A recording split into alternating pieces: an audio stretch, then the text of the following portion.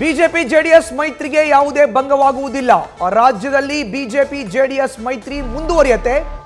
ಮೈಸೂರಿನಲ್ಲಿ ಮಾಜಿ ಮುಖ್ಯಮಂತ್ರಿ ಬಿಎಸ್ ಯಡಿಯೂರಪ್ಪ ಈ ಹೇಳಿಕೆಯನ್ನ ಕೊಟ್ಟಿದ್ದಾರೆ.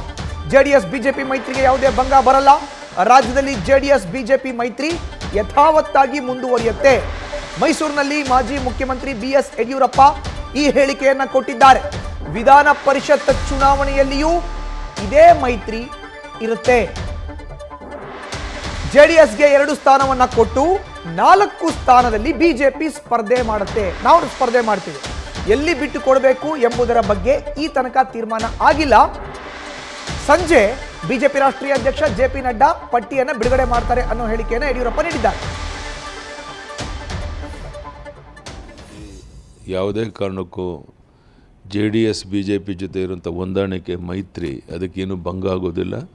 ಅದಕ್ಕೂ ಇದಕ್ಕೂ ಸಂಬಂಧ ಇಲ್ಲ. ಈ ಒಂದು ಹೊಂದಾಣಿಕೆ ಮುಂದೇನೂ ಸಹ ಮುಂದುವರಿಯುತ್ತೆ ಅನ್ನೋಂಥ ಭರವಸೆಯನ್ನು ನಾನು ಕೊಡ್ತೇನೆ. ವಿಧಾನ ಪರಿಷತ್ ಚುನಾವಣೆಯಲ್ಲಿ ಮೈತ್ರಿ ಬಗ್ಗೆ ಸೀಟು ಹಂಚಿಕೆ ಈಗಾಗಲೇ JDS BJP ಹೊಂದಾಣಿಕೆ ಮಾಡಿಕೊಳ್ಬೇಕು ಒಂದು ನಿಶ್ಚಯ ಮಾಡಿದೆ. ಅವ್ರಿಗೆ 2 ಸೀಟ್ ಕೊಟ್ಟು ನಾವು 4 ಸೀಟ್ ಇಟ್ಕೋಬೇಕು ಅಂತ ಚರ್ಚೆ ಆಗಿದೆ.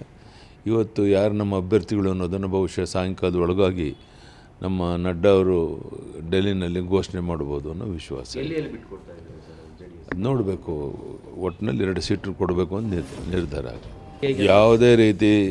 ಯಾವುದೇ ಕಾರಣಕ್ಕೂ JDS BJP ಜೊತೆ ಇರುವಂಥ ಹೊಂದಾಣಿಕೆ ಮೈತ್ರಿ ಅದಕ್ಕೇನು ಭಂಗ ಆಗೋದಿಲ್ಲ. ಅದಕ್ಕೂ ಇದಕ್ಕೂ ಸಂಬಂಧ ಇಲ್ಲ. ಈ ಒಂದು ಹೊಂದಾಣಿಕೆ ಮುಂದೇನೂ ಸಹ ಮುಂದುವರಿಯುತ್ತೆ ಅನ್ನೋಂಥ ಭರವಸೆಯನ್ನು ನಾನು ಕೊಡ್ತೇನೆ. ವಿಧಾನ ಪರಿಷತ್ ಚುನಾವಣೆಯಲ್ಲಿ ಮೈತ್ರಿ ಬಗ್ಗೆ ಸೀಟು ಹಂಚಿಕೆ ಈಗಾಗಲೇ JDS BJP ಹೊಂದಾಣಿಕೆ ಮಾಡಿಕೊಳ್ಬೇಕು ಒಂದು ನಿಶ್ಚಯ ಮಾಡಿದೆ.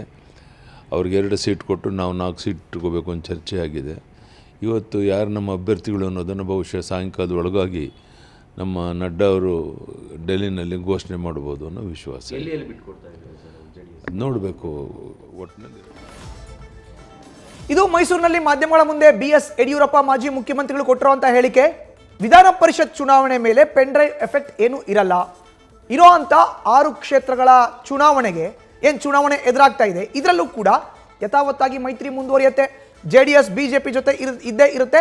4 ಸ್ಥಾನಗಳಲ್ಲಿ BJP ಅಭ್ಯರ್ಥಿಗಳು ಕಣಕ್ಕಿಳಿದ್ರೆ 2 ಕ್ಷೇತ್ರವನ್ನು JDSಗೆ ಬಿಟ್ಕೊಡ್ಬೇಕು ಅನ್ನೋ ಮಾತುಕತೆ ಆಗಿದೆ.